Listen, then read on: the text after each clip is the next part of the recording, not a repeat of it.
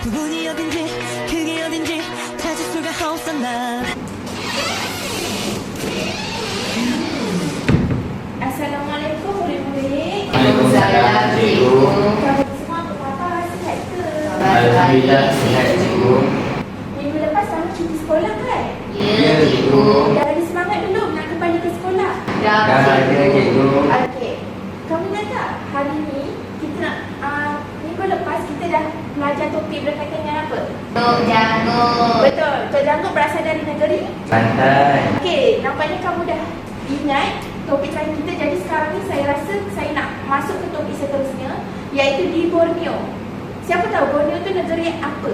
Apa dia? Sabah. Ada Sabah, ada Sarawak. Okey, betul. Ada Sabah dengan Sarawak. Jadi sekarang ni saya nak mulakan topik baru. Sebelum tu, hari ni hari apa? Selasa.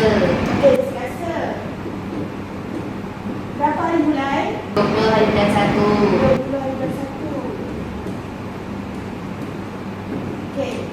Sekarang ni kita masih bawa topik yang sama ataupun tema yang sama, iaitu kedatangan kuasa asing.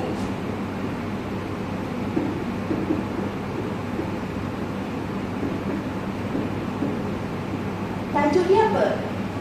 Penentangan masyarakat tempatan. Okey, betul.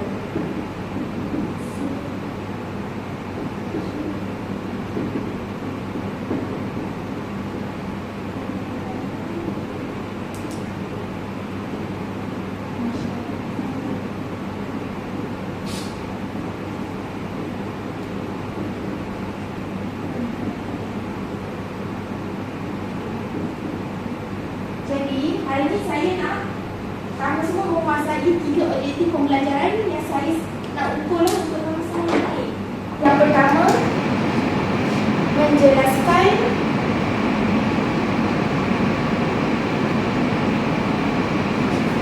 tiga daripada tiga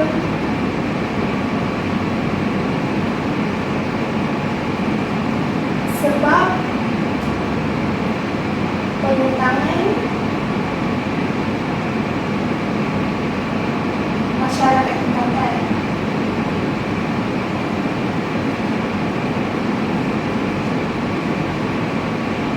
Yang kedua, saya nak kamu tahu untuk menguraikan 4 daripada 4 peristiwa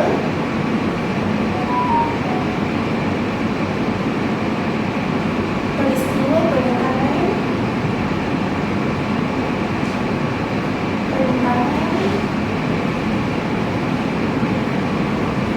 Mat Salleh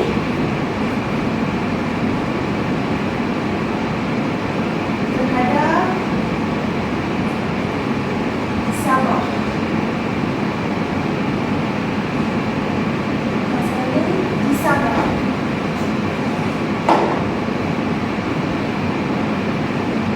Dengan kronologi yang betul.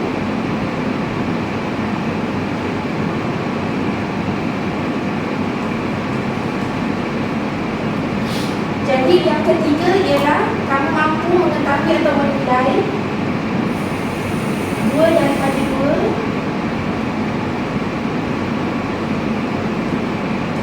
kesan penentangan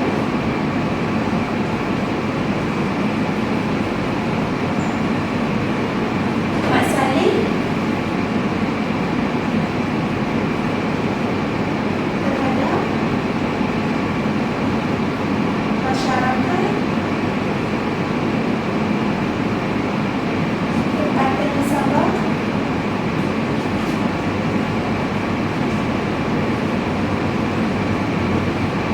dengan betul.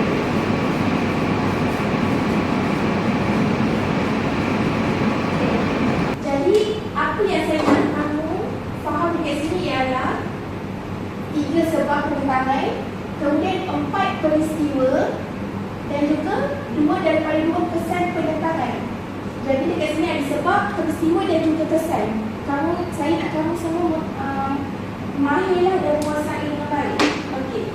Sekarang ni kita akan masuk ke topik seterusnya, iaitu ini apa? Ini bendera apa? Bendera Sabah. Okey. Ni Peta Sabah. Okey, betul. Ini Peta Sabah ataupun khususnya lokasi penentangan Mat Salleh. Okey, dekat Inanam, Tambunan Ranau di Sabah. Okey. Sebab saya akan terangkan berkaitan dengan Mat Salleh. Okey, ini merupakan gambar Mat Salleh, itu pejuang tempatan di Sabah. Okey, latar belakang Mat Salleh. Mat Salleh ini atau nama sebenarnya adalah Muhammad Salleh yang telah dilahirkan di Inanam Sabah dan berketurunan Bajau Sulu.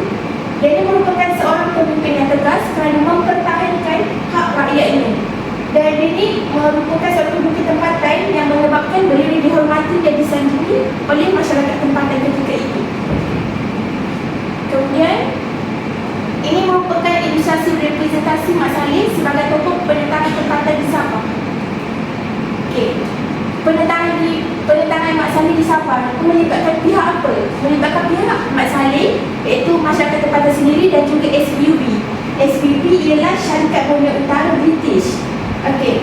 Dan dipimpin oleh Mat Salleh, itu ketua pejuang masyarakat tempatan yang berlaku pada akhir abad yang ke-19. Dia berlaku penentangan ini kerana ingin mempertahankan kuasa, hak dan juga mempertahankan kepentingan masyarakat tempatan. Okey, kalau tadi tu saya ada kata objektif pertama ialah menerangkan Sebab penentangan masyarakat. okey, betul. Jadinya ini adalah objektif pertama. Kenapa dia menentang SBUB? Sebab SBUB telah mengambil alih hak memungut cukai sebelum ini dipegang oleh pembesar tempatan.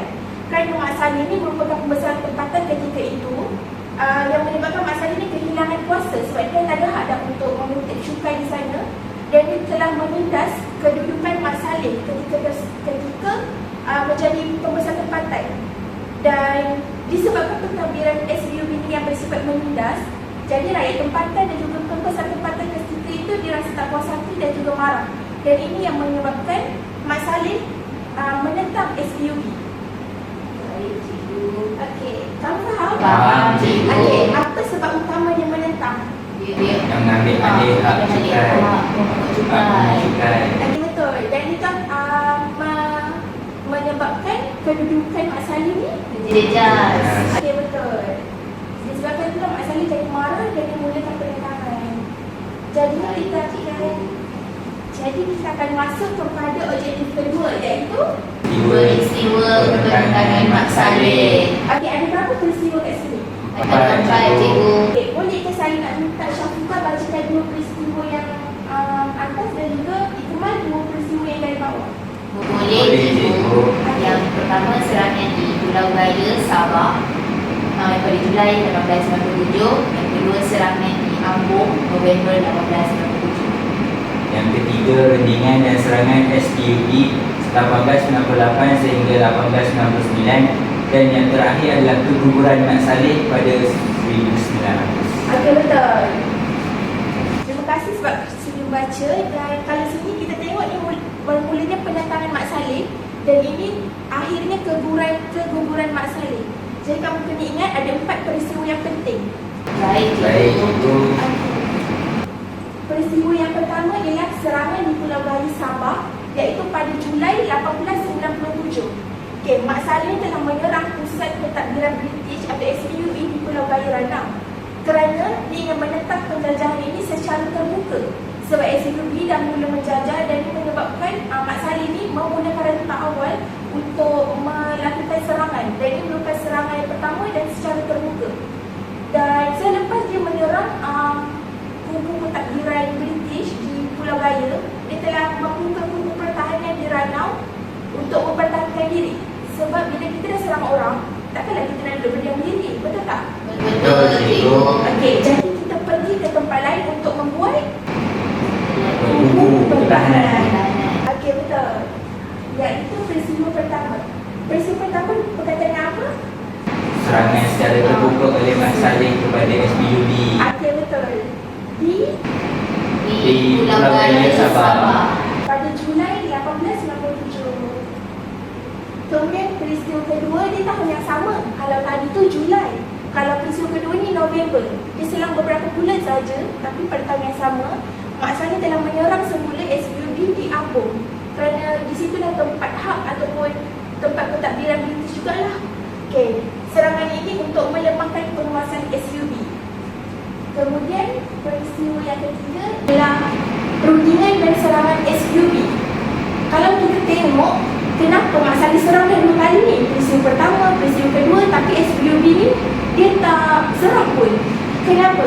Sebab sebenarnya dia ada agenda yang tersendiri, iaitu pada tahun seterusnya, iaitu 1898, berlakunya hubungan di antara Mak Saleh dengan pihak SUB membawa kepada persetujuan tertentu, iaitu dia ni membenarkan Mak Saleh membina pentadbiran sendirilah di kawasan Ranau, di kawasan Tambunan. Kemudian pada tahun seterusnya SUB telah mengukir janji dengan menyerang semula kawasan Mak Saleh di Ranau, dan disebabkan itu Mak Saleh terpaksa berpindah ke Tambunan kerana tempat itu dah diserang. Sebab British dia dah bagi dah kita ni untuk mentadbir sesebuah kawasan, tapi sebenarnya ada agenda dia. Dia bagi kita ada, tapi sebenarnya dia nak serang kawasan lain, dan itu menyebabkan Mak Saleh rasa kenapa kau gitu, sebab dia ada agenda dia tersendiri. Okey. Kemudian peristiwa yang keempat ni peristiwa yang terakhir di mana berlakunya keguguran Mak Saleh.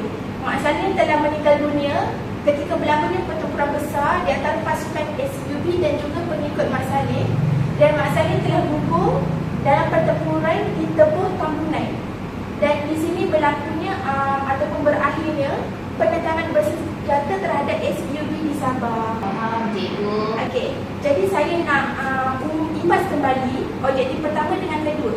Pertama berkaitan dengan Sebab penentangan masyarakat tempatan. okey, berkaitan dengan hak, cukai, kepentingan. Jadi dia sebab dia akan menindas masyarakat tempatan semua, dan disebabkan tu berlakunya penentangan. Dan Syafiqah ada berapa penentangan? Ada 3, cikgu. Ada 4. penentangan. Okey, betul. Terima kasih Syafiqah. Okey, disebabkan gugurnya Mak Saleh ni, apa yang terjadi pada negara kita? Okey, kesannya lah kita boleh nampak kesannya. Yang pertama, penentangan Mak Saleh ni telah membuktikan masyarakat tempatan tidak berdiam diri, sebab Mak Saleh ni menjadi wakil masyarakat tempatan untuk menentang SUB. Yang kedua, peristiwa ini telah menyemai semangat mempertahankan kedaulatan dalam kalangan penduduk tempatan. Yang ketiga, penentangan Mak Saleh menjadi contoh perjuangan rakyat tempatan menentang penjajah. Dan kesan yang kita dapat lihat sehingga hari ini, dia meninggalkan kesan penting. Contohnya dalam buku teks kita boleh tengok kan, siapa pejuang tempatan, contoh kat Sabah, dekat Kelantan, Datuk Jambut, kat Perak, Datuk Maharaja Lela. Jadi ini, ini objektif yang keberapa? Ketiga. Okey, betul. Okey, seterusnya, sebelum tu saya rasa saya nak tanya lah, saya nak soal. Boleh, cikgu. Okey. Kita ada belajar tadi sebab dan juga peristiwa dan juga kesan kan? Betul, cikgu. Okey. Apa yang membuatkan Mak Saleh ni marah sangat dekat SUB sampai dia melakukan serangan? Sebab dia ambil hak memungut cukai. Okey. Dia menjejaskan kuasa Mak Saleh. Okey, betul. Iqmal ada nak tambahkan apa-apa? Tadi itu. Okey, tapi betul tak, saya rasa kamu semua dah faham. Jadi sekarang ni saya nak kamu buat aktiviti. Boleh ke? Boleh, cikgu. Okey, saya nak kamu buat aktiviti berkaitan dengan saja. Kamu dah belajar kan objektif pertama sehingga ketiga, iaitu sebab penentangan. Yang kedua ialah 4 peristiwa penentangan, dan yang ketiga ialah kesan penentangan Mak Saleh terhadap British. Okey, betul. Okey, jadi sekarang ni disebabkan tadi saya dah bagi kamu banyak belajar kan? Kamu Betul, banyak. cikgu. Okey. Jadi sekarang ni saya nak bagi kamu buat satu aktiviti, iaitu bersaja berkaitan dengan tokoh Mat Saleh. Jadi sebelum saya nak minta kamu untuk bersaja, saya akan berdeklamasikan dulu saja untuk bagi kamu gambaran bagaimana untuk bersaja. Boleh, cikgu. Okey. Saja seperti masih sungguh cinta dan semangat, walau musnahnya kota Tambunan. Mat Saleh gugur di medan keramat, namun jasanya tetap berpanjangan. Okey. Okey. Jadi saya dah buat dah bagi gambaran bagaimana kamu deklamasikan saja. Jadi saya akan minta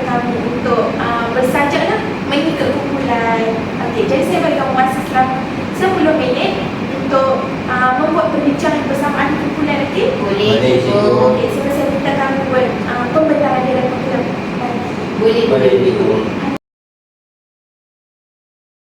Okey, terima kasih sebab kamu semua dah berjaya buat pembentangan. Kamu semua sudah berjaya berbincang dalam kumpulan untuk mendeklamasikan sajak akan datang. Jadi sekarang ni saya akan membuat sesi pembentangan. Okey, saya nak setiap wakil dalam kumpulan datang ke depan untuk mendeklamasikan sajak kamu dan saya akan menilai berdasarkan rubrik pemartahan yang saya ada.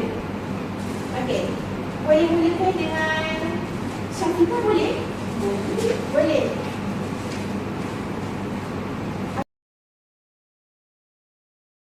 Okey, terima kasih Syafiqah kerana sudah membentangkan sajak dan kita akan minta kumpulan seterusnya menunggu giliran mereka dan menghabiskan deklamasi sajak sehingga selesai pembentangan kumpulan yang terakhir ini.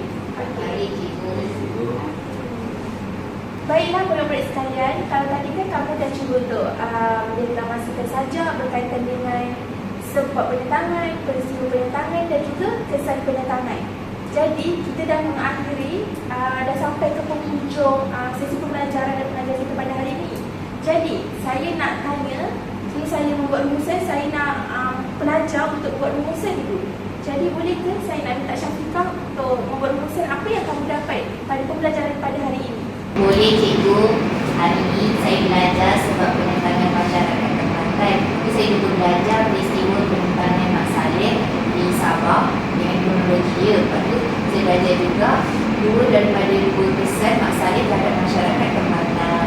Okey, betul. Terima kasih Syafiqah dan saya rasa kamu memang dah mampu menguasai topik pembelajaran pada hari ini.